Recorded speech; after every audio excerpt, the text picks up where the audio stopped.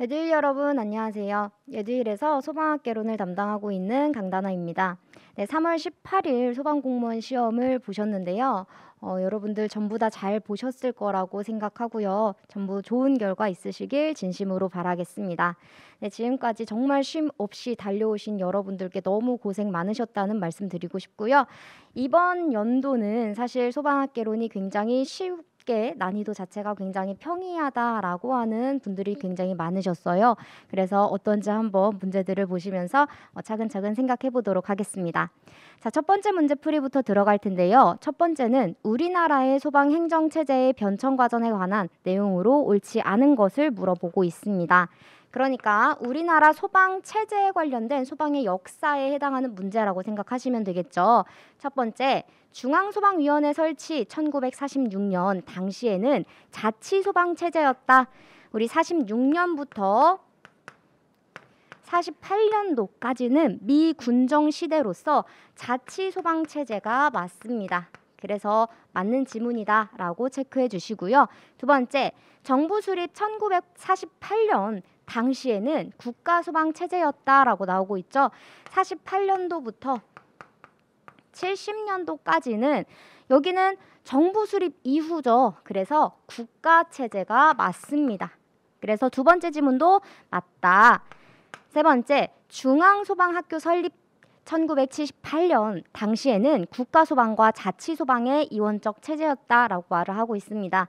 우리 71년도부터 92년도까지는 이때는 발전기 기간에 들어가고요. 체제를 적자면 본부, 서울과 부산의 본부가 설치가 되었고 나머지는 전부 다 국가소방이죠. 그래서 이원적이다 라고 해주실 수 있습니다. 네 번째는요. 대구 지하철 화재 발생 2003년 당시에는 국가소방체제였다라고 말을 하고 있는데요. 92년도 이후부터는 쭉 광역자치 소방체제다라고 생각하시면 되겠습니다. 그리고 2020년 4월부터는 국가소방체제로 바뀌었죠. 그래서 4번 자체는 광역자치로 바꿔서 말씀을 해주셔야 됩니다. 4번 체크해 주실 수가 있고요.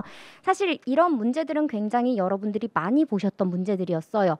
지문 자체도 뭔가에 이렇게 꼬인 것 없이 함정 없이 바로 그냥 출제가 되었기 때문에 바로 풀이를 하실 수가 있으셨을 것 같고요. 두 번째 문제로 넘어가겠습니다. 두 번째 문제는 소방기본법 및 같은 법 규칙상 화재 예방, 소방활동 그리고 소방훈련을 위하여 사용되는 소방신호의 종류와 방법에 관한 내용으로 옳은 것을 물어보고 있습니다. 우리 소방기본법에 관련된 내용이 나왔어요. 얘는 소방학개론이기는 하지만 소방기본법에 대해서 문제가 나왔기 때문에 기본적인 소방관계법규도 우리가 공부를 해야 되겠구나 라고 생각을 해주셔야 되겠습니다. 자, 첫 번째는요. 소방신호의 방법으로는 타종과 사이렌까지밖에 없죠. 타종이랑 사이렌 구분하셔가지고 우리 종류들에 따른 타종과 사이렌 신호들을 확인을 하셨습니다. 따라서 1번이 틀렸고요. 두 번째, 소방대에 비상 소집을 하는 경우에는 훈련 신호를 사용할 수 있다. 맞습니다. 세 번째, 타종 신호로 하는 경우 경계 신호는 5초 간격을 두고 30초씩 3회로 한다. 경계 신호는 533 맞지 않아요? 맞습니다. 근데 여기서는요. 타종 신호로 하는 경우 얘가 틀렸어요. 타종이 아니라 사이렌이다. 우리가 타종 신호로 하는 경우 경계 신호는요. 1타와 연 2타를 반복해서 하는 신호 자체가 타종 신호의 경계 신호이고요. 우리 여기서의 사이렌이 533이었습니다. 그래서 사실 이 문제를 딱 봤을 때는 2번과 3번 지문이 굉장히 많이 헷갈리셨을 거예요. 그렇지만 우리 낚시 걸리지 마시고요. 타종 신호가 틀렸다 체크를 하시고 넘어가시면 되겠습니다. 자, 4번 소방신호의 종류에는 비상신호 이런 거 없죠. 훈련신호, 해제신호, 경계신호 그리고 발화신호 이렇게 해서 4가지의 종류들이 들어가 있습니다. 4가지가 타종과 사이렌에 따라서 구분되어서 표기가 되어 있었습니다. 따라서 2번 지문이 맞다라고 체크를 해주실 수가 있습니다. 다음 문제 3번으로 넘어가겠습니다.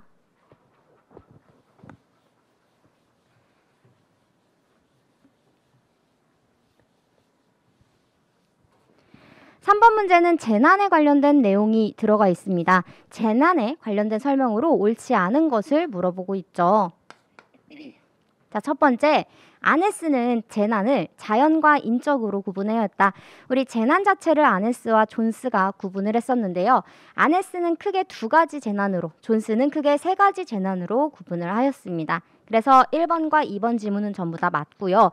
세 번째, 재난 및 안전관리기본법에 따르면 재난은 사회재난과 자연재난으로 구분해야 된다. 그러니까 우리나라 재난안전법을 따르면은요, 재난이라고 하는 것은 사회와 자연으로 나눌 수가 있고요. 그리고 재난 말고 이러한 재난들이 해외에서 일어났을 때는 해외 재난이라고 한다. 이렇게 해서 구분이 되는 종류가 조금 달랐습니다. 따라서 3번이 틀렸다는 것을 확인을 해주시면 되시고요. 4번, 하인리의 도미노 이론은 재해 발생 과정이 요렇다. 맞습니다. 우리 도미노 이론을 최신 도미노 이론과 옛날 도미노 이론, 그래서 구 도미노 이론은 하인리다라고 말씀드렸어요. 그리고 최신 도미노 이론은요, 플랭크버드의 도미노 이론이다라고 했었죠. 그래서 사실은 최신 도미노 이론이 나올 거라고 생각했지만, 네, 그래도 옛날 도미노 이론이 이렇게 지문으로서 출제가 되었음을 확인하실 수 있습니다. 자, 그러면 4번으로 넘어가 볼게요. 재난 및 안전관리기본법상 재난관리 단계와 활동 내용의 연결에 옳지 않은 것은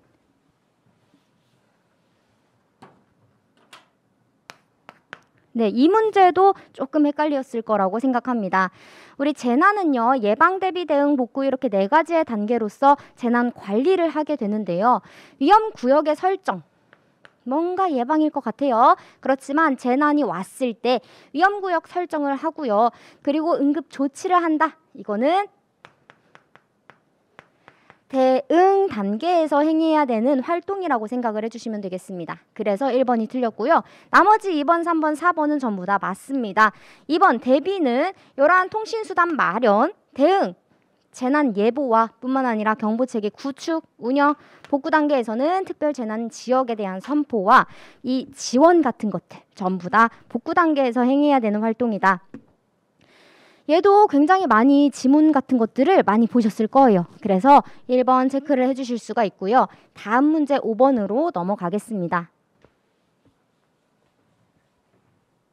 네, 5번은 가연성 혼합기의 최소 발화 에너지에 영향을 주는 요인에 관한 설명으로 옳지 않은 것을 물어보고 있습니다.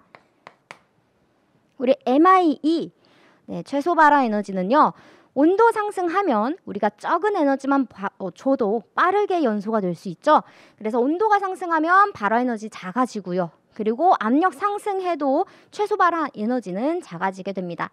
그러니까 연소가 더 용이하게 된다, 위험해진다의 개념으로 확인을 해주시면 되겠죠. 그 다음 3번은요. 열 전도율이 낮아지면 낮아질수록 우리가 열 전달률이 낮아지는 거죠. 그러니까 열 축적률이 용이해진다라고 생각을 해주시면 되겠습니다. 그래서 최소 발화 에너지는 작아진다. 조금만 발화 에너지를 가해줘도 빠르게 변화할 수 있구나. 이렇게 체크해 주시면 되겠습니다. 그래서 3번이 틀렸다고 보시면 되시고요. 화학 양론비 부분에서는 우리가 굉장히 적절한 조화로운 농도 조건이기 때문에 이때는 최소 발화 에너지는 최저가 된다. 얘도 엄청나게 중요하게 많이 보셨을 겁니다. 그래서 정답은 3번 체크해 주실 수가 있고요. 6번으로 넘어가 보도록 하겠습니다. 자, 6번 가연성 액체의 연소 현상에 관한 설명으로 옳지 않은 것은 네, 6번 문제도 굉장히 무난하게 풀이를 하셨을 거라고 생각합니다. 첫 번째, 가연성 액체의 연소와 관련된 온도는 발화점, 연소점, 인하점 순으로 높다. 그러니까 어디가 높은 거예요? 발화점이 가장 높다. 그 다음 연소점, 그 다음 인하점이다. 이렇게 얘기를 하고 있는 거고요. 요 1번 지문이 살짝 헷갈리는 경우들도 굉장히 많으실 거라고 생각합니다. 그래서 얘를 모른다고 치더라도 얘 조금 이상한데? 라고 하더라도 2번이 완벽하게 맞거든요. 2번이 완벽하게 여기선 옳지 않은 거라고 표현을 해줘야 되겠죠. 그래서 2번이 완벽하게 틀렸기 때문에 2번이라고 체크를 해주실 수가 있으셔야 됩니다. 인하점과 발화점이 가까운 액체일수록 재점화가 어렵고 아니죠. 쉽고 혹은 용이하고 그리고 냉각에 의한 소방 활동이 용이하다. 그래서 어렵다, 불리하다 이렇게 말씀을 해주셔야 됩니다. 대표적인 예시로 우리 무슨 화재 생각나시나요? K급 화재, 식용유 화재, 그쵸? 혹은 주방 화재라고도 합니다.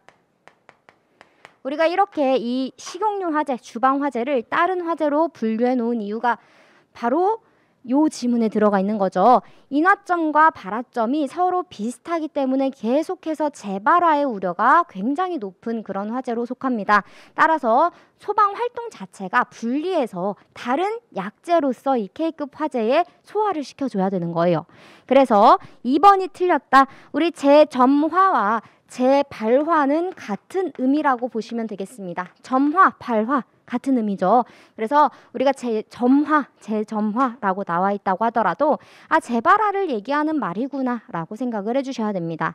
세 번째, 인하점과 연소점 차이는 외부 점화원을 제거했을 경우 화염 전파 지속성 여부에 따라서 구분된다.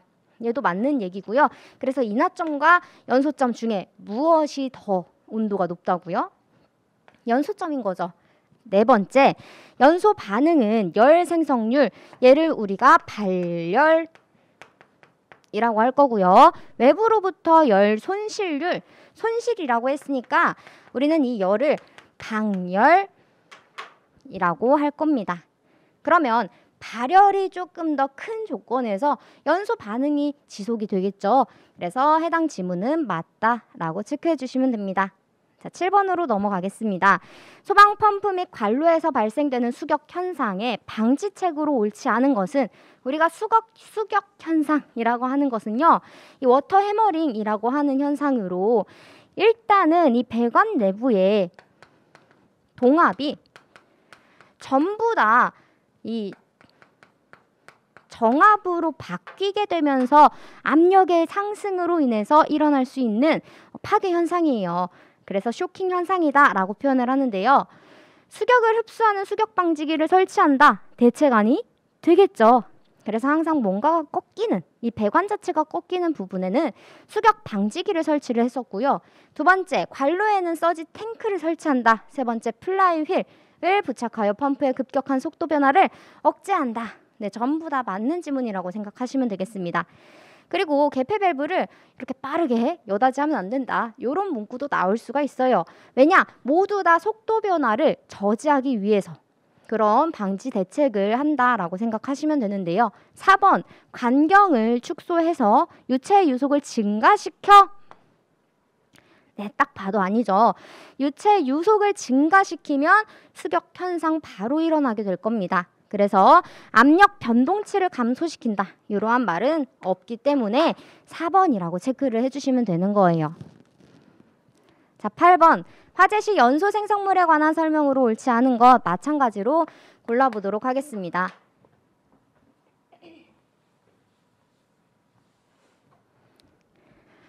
네, 첫 번째 질문. 황화수소로 썩은 달걀과 비슷한 냄새가 난다. 우리 황 들어가 있으면 항상 썩은 냄새가 난다라고 하는 특징을 확인할 수 있었고요. 두 번째, 연기로 인한 빛의 감소를 나타내는 감광계수는 가시거리와 반비례 관계다. 그래서 각각에 대한 단위를 이렇게 표현할 수 있었습니다. 세 번째, 일산화탄소는 산소와 헤모글로빈의 결합을 방해하여 질식에 이르게 할 수 있다. 맞죠? 일산화탄소는 헤모글로빈의 결합을 방해하면서 산소를 이렇게 운반할 수 없게끔 방해하도록 하는 거고요. 4번, TLV, 우리 독성 가스의 허용 농도 값은요. 불화수소 3ppm, 시아나수소 10ppm, 암모니아 25ppm, 포스겐 0.1ppm, 순으로 높다. 이 지문이 틀렸네요. 그래서 4번이라고 체크해 볼 수가 있겠습니다. 자, 9번. 폭발에 관한 설명으로 옳은 것만 을 보기 위해서 있는 대로 고른 것은 사실 이번 23년도 소방학개론 문제 유형을 가서 보시면은 이렇게 사지전 선다로 무엇이 옳고 틀린 것을 뭐 골라라 이런 문제들보다도 보기를 통해서 옳은 지문을 모두 고르시오 이런 문제들이 조금 더 많이 나왔다고 생각하시면 되겠습니다. 그래서 문제 유형이 이런 유형이 굉장히 많이 나왔다라고 생각을 해주실 수가 있는 거예요. 자, 기억번부터 한번 보도록 하겠습니다. 증기 폭발은 액체의 급속한 기화로 인해서 최적이 팽창되어서 발생하는 현상이다. 우리 증기 폭발은 물리적 폭발에 들어가고요. 화학 반응이 일어나지 않고 단순히 기화되면서 부피가 팽창하면서 일어날 수 있는 폭발이다 라고 했습니다. 그래서 맞다고 보시고요. 니은번, 가스 폭발은 분진 폭발보다 최소 발화 에너지가 크다. 어떤 폭발이 훨씬 더 폭발되기가 용이하다고요? 가스 폭발이 훨씬 더 용이합니다. 그래서 최소 발화 에너지가 가스 폭발의 경우 훨씬 더 작다라고 표현을 해줘야 돼요. 그래서 틀렸다. 디귿번, 분해 폭발은 공기나 산소와 섞이지 않더라도 가연성 가스 자체의 분해 반응열에 의해서 폭발하는 현상이다. 우리 분해 폭발은요, 분해할 수 있는 물질들을 생각해 주시면 되는데요. 이미 공기나 산소가 안에 들어가 있죠. 그래서 섞이지 않다라고 하더라도 이 분해에 의해서 산소도 나올 거고요. 이 열에 의해서 폭발하는 그런 현상들을 얘기를 할 겁니다. 그래서 맞다. 리을번, 폭발 범위는 초기 온도 및 압력 상승할수록 이 분자 간 유효 충돌할 가능성이 높아지기 때문에 넓어진다. 즉 위험하다라고 하는 것을 표현하고 있습니다. 얘도 마찬가지로 맞는 지문이 되겠죠. 그래서 기억, 디귿, 리을 정답 4번 체크해 보실 수가 있습니다. 자, 10번. 폭연과 폭갱에 관한 설명으로 옳은 것을 골라주시면 되겠습니다. 자, 우리가 폭연과 폭갱은 이 배관 내부에서 일어날 수 있는 폭발 현상으로 어떤 것을 구분할 수 있다고요? 화염 전파 속도에 따라서 구분을 할 수가 있습니다. 폭연의 경우에는 이 전파 속도가 음속보다 느리고요. 폭갱의 경우에는 음속보다 빠르다. 그래서 전파 속도를 척도로 해서 폭연과 폭갱으로 나눠볼 수가 있는 거고요. 우리 1번, 3번, 4번 어느 부분이 틀렸는지 확인을 해보도록 하겠습니다. 1번은 예혼합가스의 초기 압력이 높을수록 폭갱 유도거리는 짧아진다. 우리 폭갱 유도거리는요, 정상적인 연소 상태에서부터 폭연 그리고 폭갱으로 전이가 되겠죠. 이 기간, 이 거리 자체를 DID 혹은 DDT라고 합니다. 이 거리가 짧으면 짧을수록 위험해진다.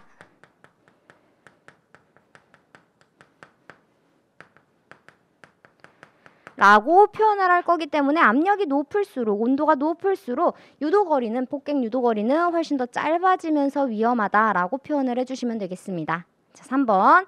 폭연은 폭갱으로 전이될 수 있어요. 근데 폭갱은 폭연으로 전이될 수가 없다. 4번. 폭연은 화염면에서 온도, 압력, 밀도의 변화가 불연속적이다. 연속적이다. 이렇게 표현을 해주시면 되겠죠. 자, 11번. 분진 폭발에 영향을 미치는 인자에 관한 설명으로 옳지 않은 것은 옳지 않은 것 한번 골라보도록 하겠습니다. 마지막 시간에 이 문제도 짚어드린 것 같아요. 분진의 발열량이 크면 클수록 폭발하기가 쉽고요. 분진이 많이 부유할수록, 그러니까 뜨면 뜰수록 마찬가지로 폭발은 더 용이하게 될 겁니다.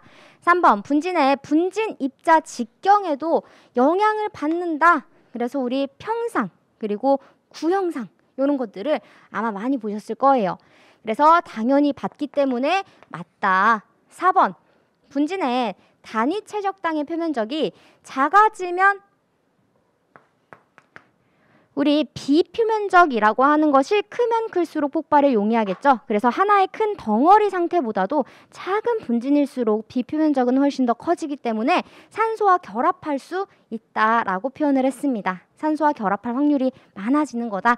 그래서 작아지면이 아니라 커지면 폭발이 용이해진다. 따라서 정답은 4번이라고 체크해 보실 수가 있습니다. 자, 자, 12번. 전기화재 및 주방화재에 관한 설명으로 마찬가지로 옳지 않은 것을 골라라 라고 하고 있습니다. 자, 첫 번째, 주방화재에는 이 가연물 중 하나인 식용유의 발화점은 B점보다 낮다.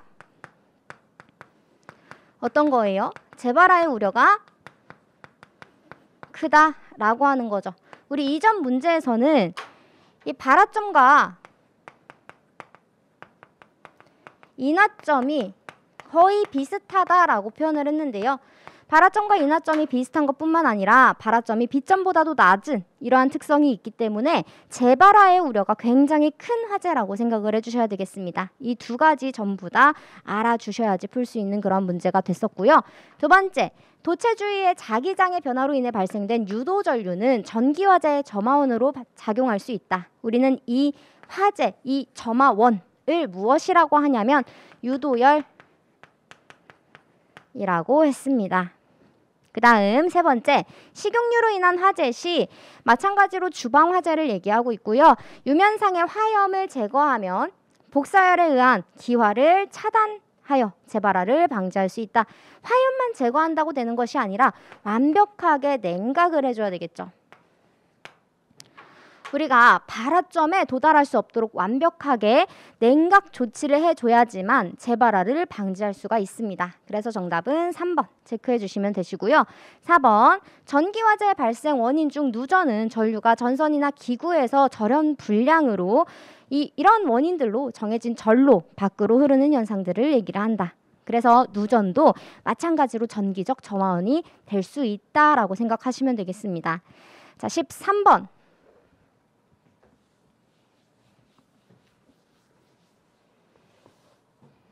자, 13번은 화재 시 구획실에서 발생하는 현상에 관련된 설명으로 옳은 것을 물어보고 있습니다. 자, 첫 번째는 개구부의 크기는 프레시오버의 발생과 관련이 있습니다. 일단 개구부 크기가 좀 크다, 산소 공급이 엄청 잘 된다, 잘 이루어진다 라고 한다면 연소 속도가 빨라지면서 엄청의 다량의 복사열이 확 퍼지겠죠. 네, 그래서 플래시오버가 빠르게 올 것이고요. 그리고 또 너무 작다 그러면 지연되겠지만 너무 또 작아버리면 빠르게 훈소 상태로 접어들면서 또 백드래프트의 우려가 또 될 수는 있겠죠. 그래서 영향 있다라고 표현을 해줘야 되고요. 두 번째, 구획실의 창문도 문 손잡이의 온도로 백드래프트의 발생 가능성을 예측할 수 있습니다. 우리가 백드래프트 발생 가능성은요, 훈소 상태일 때 아주 다량의 산소들이 공급이 되면서 일어날 수 있는 폭발 현상이라고 생각하시면 되는데요. 이 훈소 상태일 때의 특징은 화염이 육안으로 보이지 않아요. 그렇지만 연소 상태이기 때문에 굉장히 뜨겁습니다. 그래서 우리가 문이라든지 창문 같은 것이 이렇게 손등으로 대봤을 때 엄청 뜨겁다 그러면 얘가 화염이 꺼졌다고 해서 연소가 끝난 것이 아니라, 종결된 것이 아니라 훈소 상태구나 라고 생각을 하시면서 지금 열면 안 되겠다라고 추측을 해보실 수가 있는 거죠. 세 번째, 준불연성이나 불연성 내장재를 사용할 경우에 플래시오버 발생까지의 소요시간은 길어진다. 그쵸? 그래서 우리가 항상 이러한 내장재를 사용하려고 하는 것이고요. 네 번째, 구획 실내에 산소가 부족하여 훈소 상태에서 공기가 갑자기 다량으로 공급될 때는 가연성 가스가 순간적으로 폭발하듯 발화하는 현상이 백드래프트다. 그래서 정답은 3번입니다. 자, 14번. 그림은 구획실의 크기가 가로와 세로가 나와 있고요. 거기서 더불어 높이까지 나와 있습니다. 네, 그렇지만 우리 화재 하중값을 구하기 위해서는 이 높이값 필요 있나요? 필요 없어요. 바닥 면적값만 대입해 주시면 되겠습니다. 이때 가연물 A와 B가 놓여있는 상태를 그림으로 표현을 했습니다. 이 그림 보시면 이러한 구획실 내에 가연물 A가 이런 식으로 들어가 있고요. 가연물 B가 또 이런 식으로 눕혀져 있는 상태로 그려져 있을 겁니다. 네, 그렇다고 하더라도 우리 그림 굳이 보실 필요가 없기 때문에 따로 그려드리지는 않았습니다. 다음과 같은 조건일 때 이 구획실 내부 안에 있는 화재 하중은? 이라고 물어봤고요. 단 주어지지 않는 조건은 무시하고 소수점 셋째 자리에서 반올림을 한다 라고 했습니다. 우리 일단 화재 하중에 관련된 공식을 여기에다가 적어보도록 하겠습니다. 이 화재 하중이라고 하는 것은요, 바닥 면적 곱하기 그리고 목재에 대한 단위 발열량을 어떤 것으로 이렇게 올려줘야 되나요? 구획실 내부 안에 있는 이 발열량에 대한 값을 바닥 면적과 이 목재의 단위 발열량 값으로 나눠주시면 되겠죠. 그래서 여기에서는 이렇게 해서 표현을 해주시면 되겠습니다. 이 공식에 맞게끔 대입만 시켜주시면 되는데요. 지금 해당 구획실에는 가연물 A와 가연물 B밖에 없죠. 우리 가연물 A는 이 단위 발열량 자체가 2000이고요. 얘가 몇 킬로그램이 들어가 있냐? 200kg이 들어가 있다라고 표기가 되어 있습니다. 뿐만 아니라 가연물 B에 있어서도 9000kcal다 라고 나와 있는데 이 가연물 B는 또 100kg이 들어가 있다라고 표현이 되어 있어요. 자, 여기서 바닥 면적 값, 우리 가로가 1000mm이고 세로가 8000mm다 라고 나와 있는데요. 얘는 바닥 면적 미터 제곱 값으로 단위 환산을 해줘야 되기 때문에 10m 곱하기 8m 해서 미터 제곱 값으로 표현을 해주시고요. 그리고 4500 킬로칼로리 퍼 킬로그램을 해주시면 결론적으로 남는 것은 이렇게 되니까 킬로그램 퍼 미터 제곱 값으로 화재 하중 값을 구하실 수가 있습니다. 그래서 정답은 3.611 정도 나올 거예요. 3번 체크를 해주시면 되겠죠. 자, 15번 넘어가겠습니다. 구획실 화재에 관한 설명으로 옳지 않은 것은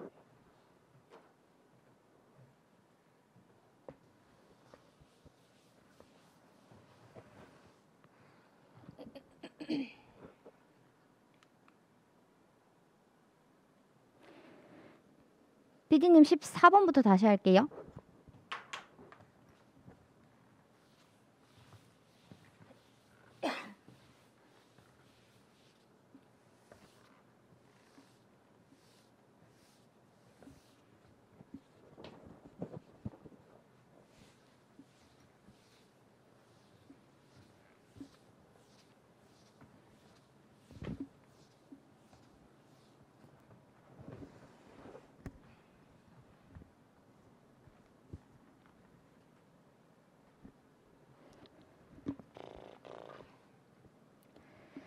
자, 이제 14번 보겠습니다.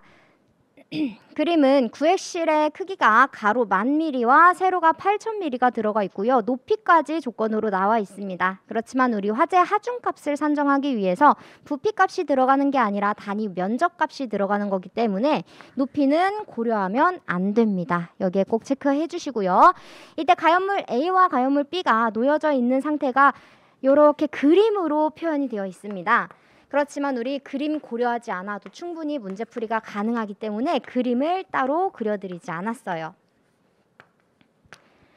네, 다음 조건과 만족할 때 이 구획실 안에 화재 하중값은 얼마냐라고 표현이 되어 있고요. 단 주어지지 않은 조건은 모두 무시하고 소수점 셋째 자리에서 반올림한다 라고 나와 있습니다.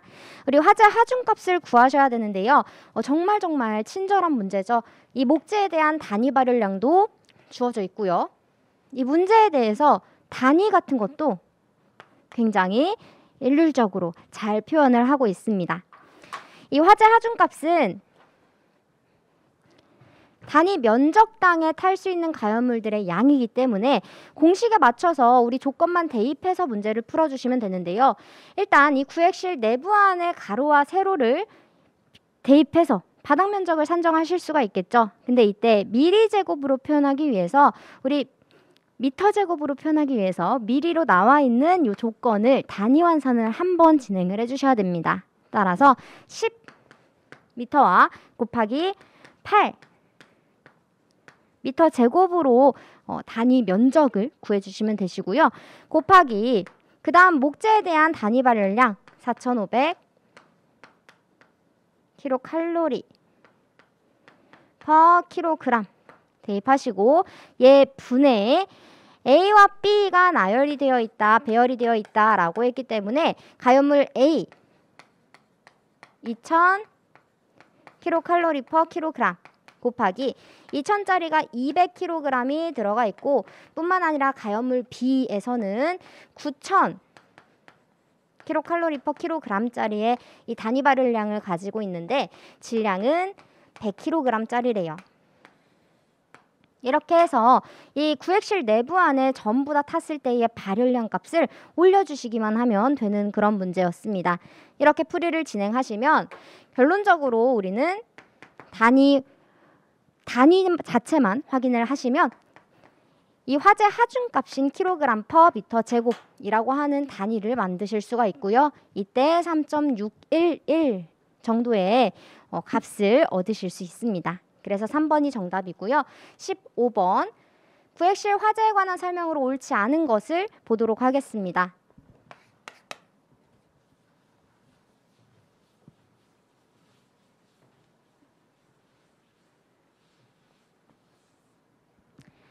네, 구획실 화재는요. 사실 우리가 내화 구조의 화재의 성상과 굉장히 동일하다라고 말씀을 드렸습니다. 자, 1번 플래시오버 이후에는 연료 지배형 화재보다 환기 지배형 화재가 지배적이다. 우리가 발화, 초기 상관없죠. 혹은 성장기라고 할 수도 있습니다. 그리고 나서 성장기 돌입하게 될 거고요. 성장기 다음 리프레시 오버 현상이 일어날 거고 그 이후에는 최성기 그리고 감쇄기를 맞이하게 될 겁니다. 우리 이때 이 프레시 오버라고 하는 것은요. 얘를 척도로 해서 성장기와 최성기를 나누는 중요한 이 지점이라고도 하지만은요. 이전에는 연료 지배형 화재, 이후에는 환기 지배형 화재라고 합니다. 그래서 1번 지문은 맞다라고 표현을 해주실 수가 있습니다. 자, 두 번째, 환기가 잘 되지 않으면 환기 지배형 화재에서 연료 지배형 화재로 바뀐다? 아니죠. 우리 환기가 잘 되지 않으면 그냥 환기 지배형 화재일 때 환기가 잘 되지 않았다. 그러면 사르르 꺼져 버릴 거예요. 그렇죠? 그리고 나중에 연료 지배형 화재로 바뀐다고 하더라도 이 연기 발생 자체는 연료 지배형 화재일 때가 훨씬 더 완전 연소를 할 거기 때문에 연기의 발생은 환기 지배형 화재에서 훨씬 더 많이 볼 수 있다라고 표현을 해줘야 돼요. 따라서 2번이 틀렸다라고 해주시면 되시고요. 세 번째, 연료 지배형 화재는 구획실 내에 가연물 연소에 필요한 산소가 충분히 공급되는 조건 맞습니다. 연료 지배형은 연료의 양에 따라서 지배되는 거기 때문에 이미 공기는 충분하다라고 표현을 해주셔야 돼요. 4번, 성장기에는 천장 부분에 축적된 뜨거운 가스층이 발화원으로부터 떨어져 있는 가연성 물질에 복사열을 공급하여 플래시오버를 초래할 수가 있다. 이렇게 다량의 복사열이 공급이 되었을 때 모든 가연물이 자연 발화점에 도달함으로써 일시적으로 발화하는 현상을 플래시오버라고 했습니다. 자, 16번. 위험물의 유별 특성 중에 옳은 것만 모두 고른 것은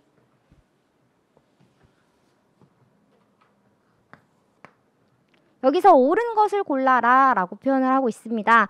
일단 기억법 먼저 보시자면 아염소산 나트륨이라고 하는데 얘는 아염소산 염류로서 지금 아연소산 염류, 인류죠. 인류염물에 대한 특성들이 쭉 나와 있습니다.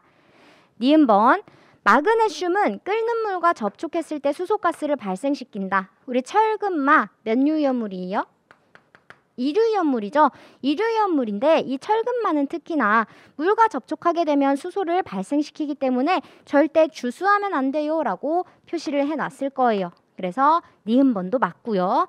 디귿번, 황린의 경우에는 공기 중 상온에 노출되면 액화되면서 자연발화를 일으킨다. 우리 황린의 경우에는 자연발화점이 굉장히 낮은 자연발화성 고체입니다. 그래서 삼류이온물이 될 거고요. 고체 연소에 보자면, 고체에 따른 연소 구분을 해보자면 표면 연소, 분해 연소, 증발 연소, 그리고 자기 연소 이렇게 구분을 하실 수가 있는데요. 황린 자체가 고체라고 했으니까 이 네 가지 연소 방법 중에 하나로 연소가 되겠죠. 우리 고체는 모두 다 액체 그리고 기체로 넘어가면서 이 기체가 된 상태가 연소하는 형태라고 보시면 되는데 딱 표면 연소를 하는 물질들 몇 가지만 표면에서 바로 타버리는 거기 때문에 고체 상태로 연소를 진행하는 그런 연소 방법을 한다고 보시면 되겠습니다. 그래서 전부 다 액화되면서 기화되면서 이렇게 기화된 상태가 연소하는 거다라고 생각하시면 되는 거예요. 따라서 이 황린은 고체이기 때문에 액화되면서 나온 이런 가연성 가스들, 가연성 증기들에 대한 연소 형태이기 때문에 액화되면서 자연발화를 일으킨다. 맞죠? 그래서 정답 4번이라고 체크를 하시면 되겠습니다. 17번, 위험물의 유별 소화 방법으로 옳지 않은 것 골라보도록 하겠습니다. 네, 여기서 위험물에 대한 소화 방법은요. 일단 첫 번째, 탄산칼슘 화재 시에 다량의 물로 냉각 소화할 수 있다라고 나오고 있는데요. 탄산칼슘은 물과 반응했을 때 아세틸렌이 발생합니다. 그래서 물로 주수하면 안 되고 질식 소화를 해야 된다라고 표현이 되어 있을 거예요. 그리고 탄산알루미늄은요. 메탄가스가 또 발생하게 되겠죠. 우리 몇 가지들에 대한 물과 접촉 시에 발생할 수 있는 가연성 가스들에 대해서 암기를 해놨을 겁니다. 그래서 1번 바로 체크하시고 넘어가시면 되시고요. 2번, 수용성 메틸알코올 화재에서는, 수용성 유류에서는 포 중에서도 내 알코올 포를 사용해서 진압해줘야 되고요. 세 번째, 알킬 알루미늄은 마른 물의 팽창질석 팽창짐주암 으로 소화를 한다. 건조사를 통해서 소화를 해야 한다라고 표현하고 있습니다. 그 다음 4번, 정리는 다량의 물로 냉각 소화를 해야 되고 소량의 경우에는 이러한 것들도 일시적인 효과가 있다. 즉 정린 이류이온물이기 때문에 냉각 소화 하셔야 되겠습니다. 자, 18번, 화재조사 및 보고 규정에 관한 내용으로 옳지 않은 것은, 사실 이 문제는요, 이 지문 자체도 거의 변함없이 그냥 동일하게 출제가 되었다고 생각하시면 되시고요. 뿐만 아니라 오답 지문까지도 어느 부분 오류 없이 그대로, 오류라고 하기보다는 어느 부분을 수정하지 않고 그대로 출제가 된 이 지문이라고 생각해 주시면 되겠습니다. 건물의 소실 면적 산정은 소실 입체 면적으로 산정한다 라고 나와 있는데요. 소실 면적 산정이기 때문에 우리가 입체 면적이 아니라 바닥 면적으로 산정을 해야 한다라고 생각해 주시면 되겠습니다. 우리는 건물 소실 정도에 따른 구분을 할 때는 입체 면적이 맞습니다. 이때는 입체 면적, 전소일 때는 70% 이상, 반소일 때는 30% 이상, 70% 미만, 그리고 부분소일 때는 전소와 반소가 포함되지 않는, 전소와 반소가 아닌 그러한 소실 정도를 부분소라고 표현을 했습니다. 그래서 이렇게 세 가지를 입체 면적으로 산정해서 구분을 할 수 있다라고 생각해 주시면 되겠습니다. 또한 전소의 경우에는요, 70% 미만이라고 하더라도 보수를 해서 재사용을 할 수가 없는 경우도 포함을 시키고 있어요. 그래서 두 번째 지문 가서 보시면은 맞는 지문이다라고 체크를 해보실 수가 있습니다. 자, 세 번째, 네 번째 한 번씩 확인을 해보시고요. 19번으로 넘어가겠습니다. 소화 방법에 관한 설명으로 옳은 것만을 마찬가지로 보기를 통해서 그 옳은 것은? 이라고 물어보고 있고요.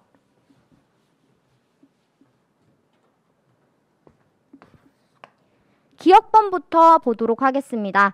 산림화재 시 화재의 진행 방향의 나무를 벌목하는 것은 제거 소화의 방법이다. 맞죠? 벌목에 대한 것도 전부 다 제거 소화였습니다. 두 번째, 물은 비열과 잠열 값이 가장 크기 때문에 주로 냉각 소화에 사용되고요. 부촉매 소화는 화학적 소화에 해당하기 때문에 얘도 맞다. 리을번, 유류화재는 포소화 약재를 방사하여 유류 표면의 얇은 층을 형성한다. 얘가 유화층이죠. 네, 이런 유화층을 형성함으로써 공기 공급을 차단해서 소화한다. 무슨 소화 방법이라고요? 유화 소화 방법이구나. 자, 그 다음 미음번. 물에 침투제를 첨가하는 이유는 표면 장력을 감소시켜야지만 침투를 잘 할 수가 있겠죠. 이렇게 해서 신부 화재의 적응성이 있도록 만들어주기 위한 약재 첨가제다라고 생각하시면 되겠습니다. 그래서 기억, 디귿, 리을, 인 1번을 체크를 하시고요. 20번.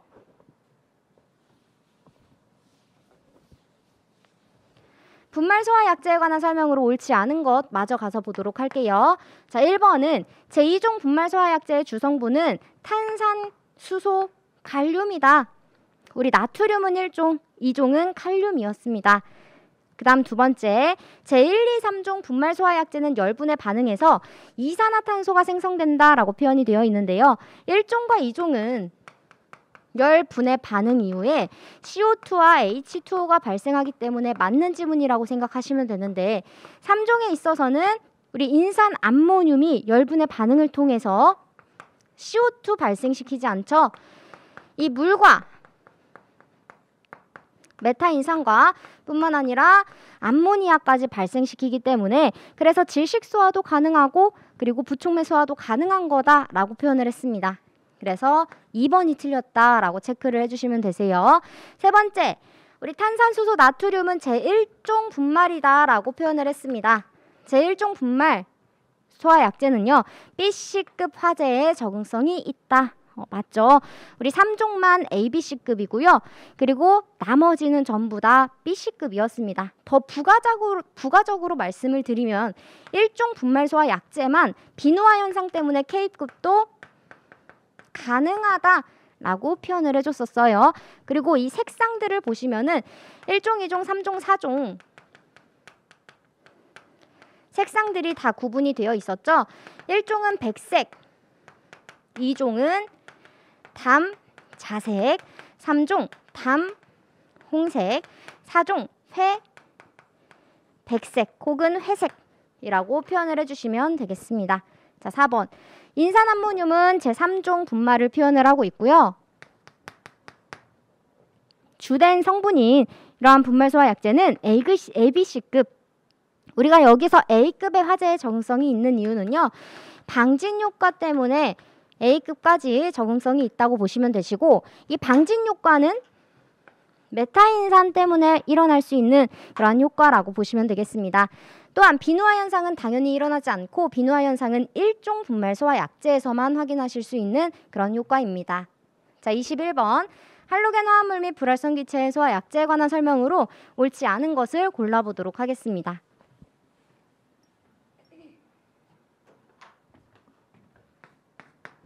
우리 1번부터 가서 보시자면요. 이너트 가스 IG 계열에 대해서 쭉 나오고 있습니다.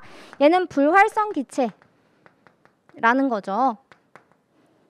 불활성 기체는 IG라고 표현을 할 텐데 IG 해놓고서 얘도 한론 소화 약재처럼 명명법이 다 들어가 있기 때문에 첫 번째, 두 번째, 세 번째 자리엔 어떤 것들이 포함이 되어 있는지 꼭 확인을 하시고 가셔라 라고 표현을 했었는데요. 첫 번째는 질소, 두 번째는 아르곤, 세 번째 이 이산화탄소가 들어가야 하는 자리입니다. 그래서 IG01은 이기 때문에 아르곤이 100%, 그리고 얘도 마찬가지로 질소 50%, 아르곤 50%. 마지막 이산화탄소는 아예 존재하지 않기 때문에 그냥 생략이 되었다고 생각하시면 되겠습니다. 또한 IG 계열 100은요, 100은 얘는 질소만 100%다.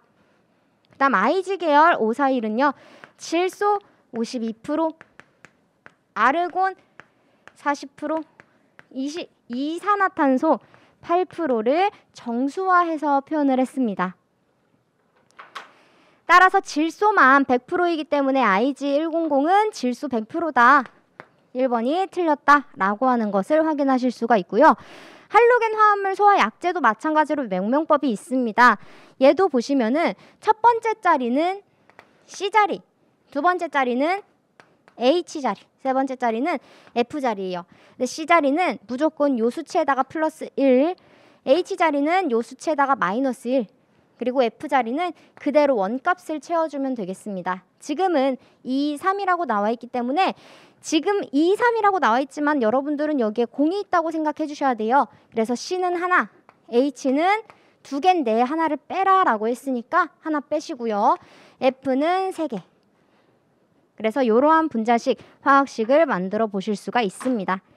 세 번째, 부촉매 소화 효과는 불활성 기체 소화 약제에는 없으나 당연히 없겠죠. 우리 부촉매 소화 효과는요, 이온 자체가 들어가 있어야지만 우리가 부촉매를 한다라고 표현하기 때문에요.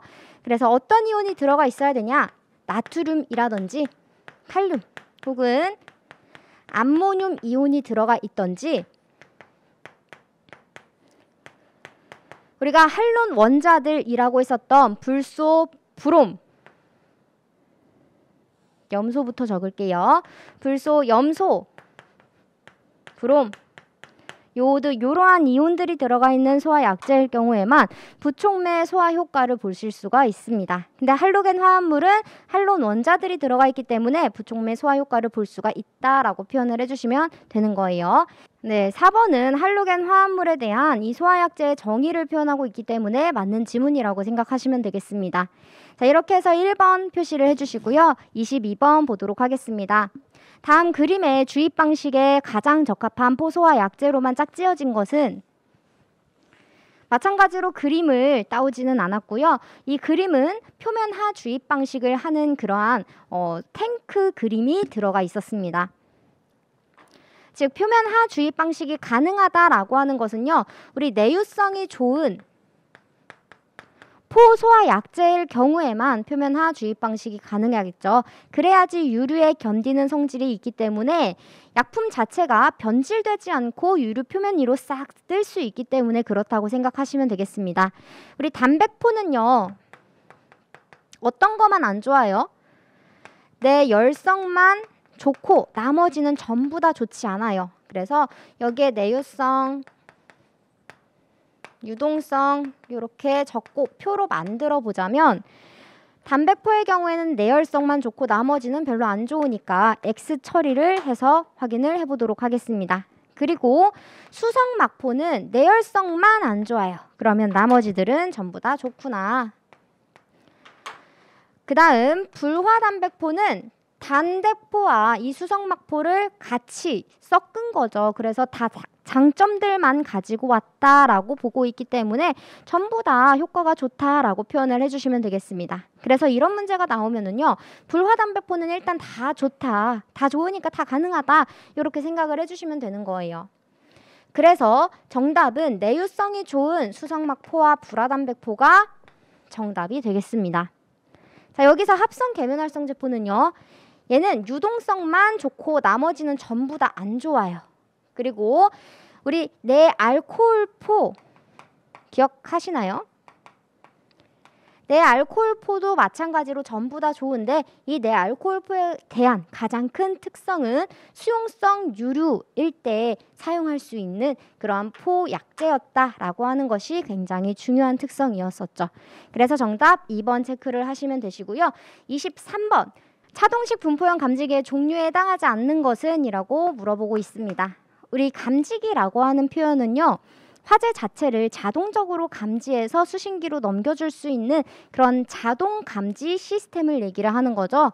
그래서 감지기는요, 열 감지기가 있고 연기 감지기가 있고 불꽃 감지기가 있다. 여기서부터 시작을 하시면 되겠습니다. 열 감지기는 일단 세 가지로 크게 구분하고 있습니다.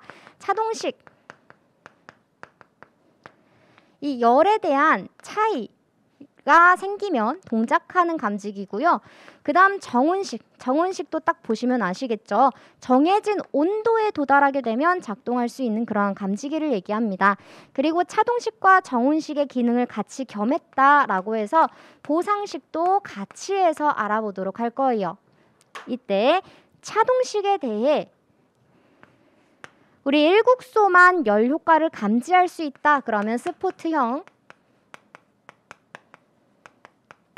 그리고 조금 더 넓은 범위에 있어서 화재를 감지할 수 있다. 그러면 분포형으로 나눌 겁니다.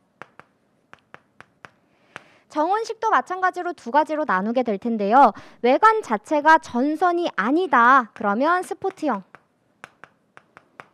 외관이 전선이다 라고 하면 감지선형으로 나눌 겁니다. 근데 이때 다시 한번 이용 방식별로 또 나눌 수가 있어요. 우리 스포트형에 있어서, 차동식 스포트형에 있어서는 이용 방식별로 다시 한번 세 가지로 구분을 하실 수가 있습니다. 첫 번째, 공기 팽창 이용 방식. 두 번째, 열 기전력 방식. 세 번째가 열 반도체식이라고 보시면 됩니다. 그래서 평상시에 많이 보실 수 있는 거실에 설치되는 열감지기는요, 차동식 스포트형의 공기 팽창 이용 방식이라고 생각하시면 되시고요. 우리 분포형도 이용 방식별로 다시 한번 세 가지로 나타낼 수가 있죠. 자리가 없으니까 여기다가 적어보도록 하겠습니다. 공기 관식, 그리고 열 전대식, 마지막 열 반도체식이 바로 그 종류들이다 라고 생각하시면 되겠습니다. 자, 이렇게 해서 차동식 분포형에 관련된 감지기 종류들은 공기관식, 열 전대식, 그리고 열 반도체식이 있구나 라고 생각을 해보실 수가 있고요. 우리 그 다음 연기 감지기에 대해서는요, 크게 이온화식과 광전식으로 나눠보실 수가 있겠죠. 이온화식은 어차피 스포트형 한 가지밖에 없기 때문에 하나만 써주시면 되시는데, 광전식은 다시 한번 세 가지로 나뉘게 됩니다. 첫 번째는 스포트형, 두 번째는 분리형. 분리형, 분포형 이름이 뭔가 비슷하지만 얘는 발광부와 이 수광부, 그러니까 송광부와 수광부가 분리가 되어 있다라고 하는 표현으로 분리형이다 라고 말씀을 드렸습니다. 그 다음 마지막 공기흡입 방식. 그래서 공기흡입형까지 광전식에 속한다 라고 표현을 했어요. 자, 그래서 정답은 4번이다 라고 체크를 해보실 수가 있고요. 24번, 소방시설은 소화설비, 경보설비, 피난구조설비, 소화용수설비, 그리고 소화활동설비로 구분을 하는데, 지금 여기에 있는 소방시설로 옳지 않은 것은 이라고 표현을 하고 있죠. 화재를 진압하거나 인명구조활동을 하기 위해서 사용하는 설비는 소화활동설비입니다. 그러니까 소방관들이 사용하기 위한 그러한 소방 설비를 생각해 주시면 되는 거예요. 그래서 소화활동 설비구나 라고 체크해 주시면 되시고요. 이 소화활동 설비에는 이 안에 6가지들이 들어가 있는데, 제연, 연결 살수, 무선 통신, 그리고 비상 콘센트, 연결 송수관도 있을 수 있고요. 연소 방지도 있을 수가 있겠죠. 그래서 이렇게 세 가지, 6가지가 들어가 있다라고 보시면 되겠습니다. 인명구조설비는 피난 구조설비에 들어가는 하나의 기구예요. 네, 그래서 설비가 아니라 인명구조기구다라고 하는 거 꼭 기억해 주시고요. 이 인명구조기구는 피난구조설비 안에 들어가 있는 그런 하나의 기구라고 보시면 되겠습니다. 뭔가 인명구조활동, 인명구조 이렇게 들어가 있어서 헷갈리셨을 수도 있겠지만 얘는 2번이 틀리다라고 하는 것을 쉽게 찾으실 수가 있겠습니다. 자, 그러면 마지막 25번 문제 해보도록 하겠습니다. 포수와 설비에 관한 설명으로 옳지 않은 것은 네, 우리 1번 지문도 엄청나게 많이 보셨을 거예요. 팽창비라고 하는 것은 발생 전에 포 수용액의 최적 분해, 발생 후에 포의 최적으로 비율을 만든 값이다 라고 표현을 했었는데요. 최종 발생한 포 수용액의 최적을 원래의 포 최적으로 나눈 값을 얘기한다. 얘는 아예 말이 안 맞는다고 생각하시면 되겠습니다. 우리 물이랑 약재들을 섞어서 요 포 수용액을 만들어 놓고 그리고 나서 공기를 혼합시켜서 얘를 막 이제 썼겠죠. 이러한 과정으로 만들어낸 포가 이 포, 거품이 폼이에요. 그러니까 얘를 그냥 포라고 할 거고요. 얘를 포 수용액이라고 할 겁니다. 그러니까 물과 약재의 이 떨어져 있는 상태를 포 수용액이라고 한다. 따라서 전일 때는요, 포 수용액이라고 표현을 해주셔야 되고요. 후에 최종으로 발생한 거품은 그냥 포라고 표현을 해주셔야 됩니다. 그래서 1번이 틀렸고요. 우리는 이런 팽창비를 통해서 20 이하다. 그러면 저팽창포.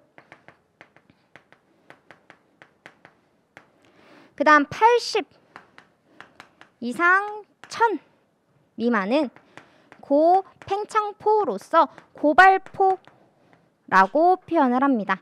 여기서 다시 1종, 2종, 3종을 나눠주실 수가 있겠죠. 모든 약재들은 전부 다 저발포용으로 사용을 하는데요. 어떤 것만요? 합성 계면활성제 포만 고발포로 사용한다는 이러한 특징이 들어가 있었습니다. 자, 그 다음 두 번째는요.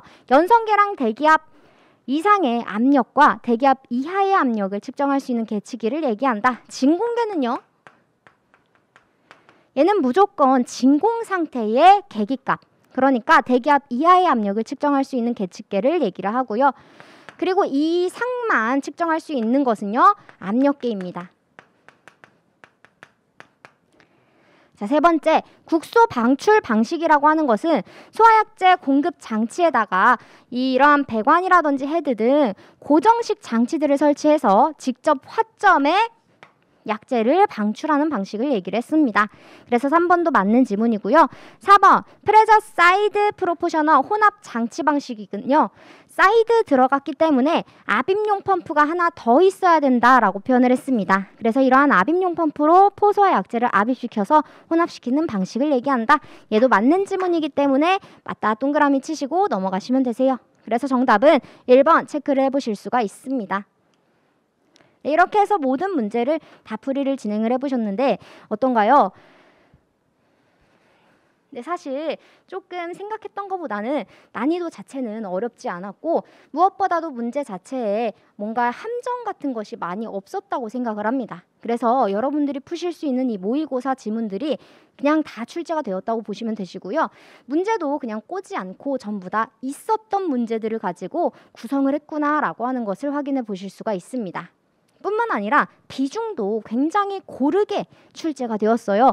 어떤 부분에서 많이 출제가 되었다, 적게 출제가 되었다 이런 것이 없이 그냥 전부 다 고른 비중을 가지고 문제가 출제가 되었음을 확인해 보실 수가 있습니다. 네, 여러분 이제 소방 공무원 시험을 전부 다 보셨는데 조금 생각보다는 난이도가 좀 평이해서 합격 컷이 너무 높아지지는 않을까 이런 걱정들도 굉장히 많으실 거라고 생각합니다. 그렇지만 이미 주사위는 던져졌죠. 네, 그래서 여기에 이제는 연연해하지 마시고 앞으로 있으실 실기라든지 혹은 면접과 같은 그러한 일정들을 준비하셔서 훨씬 더 좋은 결과를 만들어내시는 게 중요하겠습니다. 네, 그래서 너무 잘 봤다 혹은 못 봤다 이렇게 해서 걱정하시거나 고민하지 마시고 우리 막판 뒤집기 있잖아요. 그러니까 실기 열심히 하시고 그리고 마지막 면접까지 끝까지 포기하지 않으시고 준비를 하신다면 꼭 좋은 결과 있으실 겁니다. 네, 그러면 여기까지 해서 저는 마치도록 하겠습니다. 여러분들의 모든 합격을 기원하겠습니다.